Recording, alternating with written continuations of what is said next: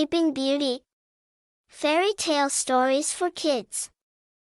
Long ago in France there lived a king and queen.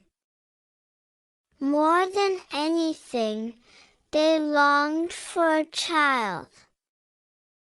At last, to their great happiness, the queen gave birth to a little girl. All the bells in the land were rung with joy. The king and queen invited all the fairies in the kingdom to the naming party for the baby. And what a party it was! Plates and silverware of pure gold were set with care before each guest.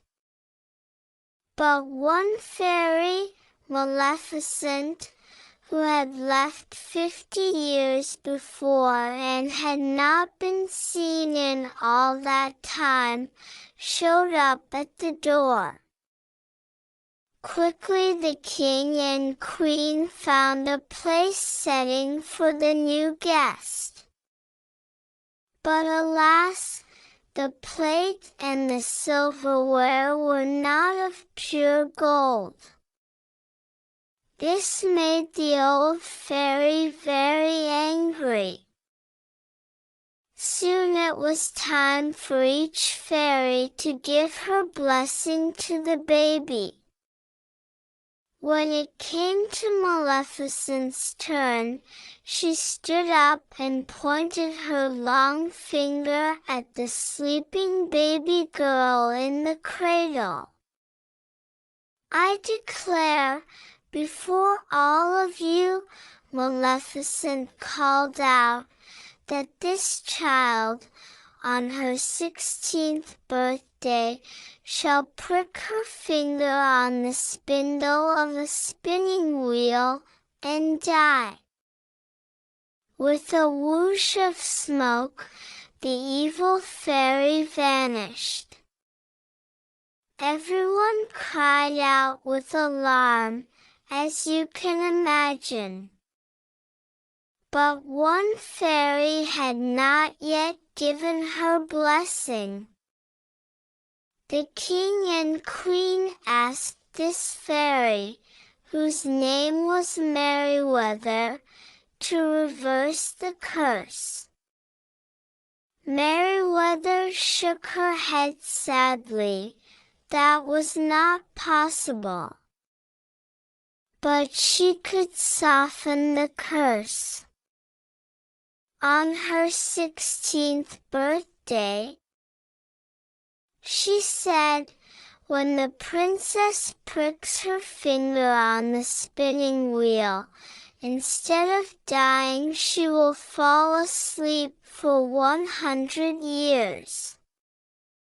100 years, said the queen. "After our daughter turns 16, we will not know her anymore." The king ordered every spinning wheel in the kingdom to be brought to the palace and burned. To be extra sure the princess would not be anywhere near a spinning wheel, he also ordered the fairy Merryweather, along with 2 other fairies, Flora and Fauna, to take the baby far away. The fairies would raise the child in a cottage deep in the woods. There, they would keep her safe until after her 16th birthday. After that day it would be safe to bring back the princess, who had been named Aurora, to the castle. The fairies would raise the child in a cottage deep in the woods. There, They would keep her safe until after her 16th birthday. After that day it would be safe to bring back the princess, who had been named Aurora, to the castle. From the time she was little, Aurora was told she must stay inside the hills that surrounded them. She did not mind that in the least. The woods were wide and deep inside the hills, and there was plenty of room for her to play. One day, Aurora came home to the cottage to find her 3 aunts preparing for a party. "What's going on?" she said. "Tonight we will celebrate your 16th birthday," said Flora. "It is?" said Aurora. "That means tomorrow I go back to the castle." "Yes," said Merryweather. "We have kept you safe from that spinning wheel for 16 years. Soon it will be time for you to take up your royal life as a princess. And the first thing for you will be to get married," said Fauna. "Married already?" said Aurora. "Do you know who I'm supposed to marry?" "We do," said Fauna with a wave of her hand, "but there's no need to worry about that. Even if he's a bit strange, some might say a bit horrid. You won't have to spend much time with him after all. And he does come from a fine family," Flora added with a quick smile. "Wait a minute," said Aurora, pulling back. "Why do you say he's a bit horrid?" "It's best not focus on such things, dear," said Merryweather. "Just do everything your husband tells you to do," said Flora, "and you will be fine." "This is not turning out like I thought," cried Aurora. "How long do I have to stay married?" "For the rest of your life, of course," said Fauna. "No, no, this is all wrong," cried Aurora. She turned away, then said in a firm voice, "I would rather prick my finger on a spinning wheel and fall asleep for 100 years than have to marry someone I don't want to marry. Maybe by the time I wake up, people won't have to get married if they don't want to." And she ran out the door. "Dear me," said Merryweather to the other 2 fairies. "I don't believe that went over very well." Aurora ran deep into the woods where her animal friends lived. A deer hopped beside her, along with the rabbits and chipmunks. "We have to get out of here," she said to all of them. Then pointing to a mountain pass, she said, "We will go right through the hills." Soon Aurora came to a road. In the distance was a carriage, coming closer to her.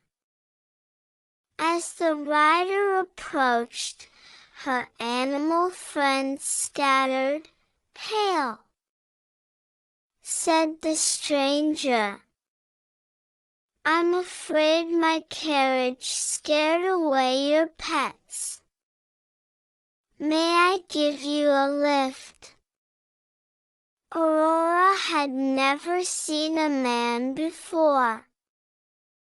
But she couldn't think about that unless she could find a spinning wheel. The very next day her aunts would take her back to the palace. "Actually," said Aurora to the stranger, "there is something I need a great deal." "What's that?" said the stranger, hopping out of the carriage. Very nicely dressed was he, and well-mannered, too. "A spinning wheel," said Aurora. "A spinning wheel," said the stranger. "But there are none left in the land. Everyone knows that." "Well, you see," said Aurora, rubbing her hands together, "I have this friend. She needs a spinning wheel in the worst way." Aurora looked directly at the stranger. "It's a matter of life or death." The stranger looked at Aurora's eyes. "At last," he said, "I may know of one," he said. "But this needs to stay between you and me." The stranger stepped closer. "Not far from here lives an old woman who spun yarn all her life. When the orders came to burn all the spinning wheels, she could not bear to let go of her beloved spinning wheel since it had been in her family for many years. She came to me," he said, pointing down the road, "as I'm a prince from the next kingdom. She begged me to let her store it away safely. So I put it in the attic room of my castle tower, where no one ever goes, until the 16 years had passed. Would you take me to your castle tower?" said Aurora. "I shouldn't," said the prince. Then after a moment, he said, "But I will." She stepped onto his carriage. Soon they were at the tower, and they both stepped out. The prince said, "This is not for your friend, is it?" "Thank you for taking me here," said Aurora. "I will always remember your kindness. Now, if you please, I must do what I must do." Aurora turned and went up the tower stairs to the very last stair. The door in front of her creaked open. Inside, all was dark and musty. She could barely take a step for all the spider webs. But she pushed them aside and stepped forward. There, in a far corner, was the spinning wheel. From a small window, she could tell the sun was already setting. "I hope this works," she said, "before it's too late." Aurora held out her finger to the tip of the spindle. She pricked her finger on that spindle. One tiny droplet of blood dripped from her finger.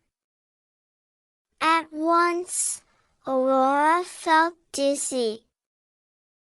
She fell onto an old dusty velvet blanket that lay on the attic floor, and fell into a deep sleep. Moments later, all the others in the castle, servants and royals alike, fell asleep too, and so did the prince, who was still waiting for her outside the tower.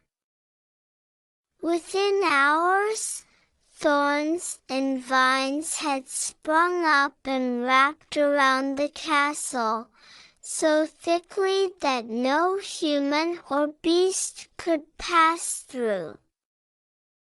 For 100 years, Aurora and the others slept. After 100 years had passed, Aurora blinked her eyes awake. Then all the others in the castle also awoke. Everyone started to do what they had been doing when they had fallen asleep 100 years before. The thorns and vines around the castle melted away. Aurora stepped down the tower stairs to find the prince. Together, they stepped into the prince's carriage. Down the road to the market square, they discovered a whole new world. Bicycles and streetcars, cameras and streetlights, such marvels to behold. Perhaps best of all, they learned that in this strange new time, it was quite all right for young women and men to get to know each other, if that's what they wanted to do, and even perhaps to fall in love. As Aurora and the prince took each other's hands to explore this wonderful new world together, that is exactly what they wanted to do. Thanks for your support. Subscribe our channel and click bell icon for regular updates.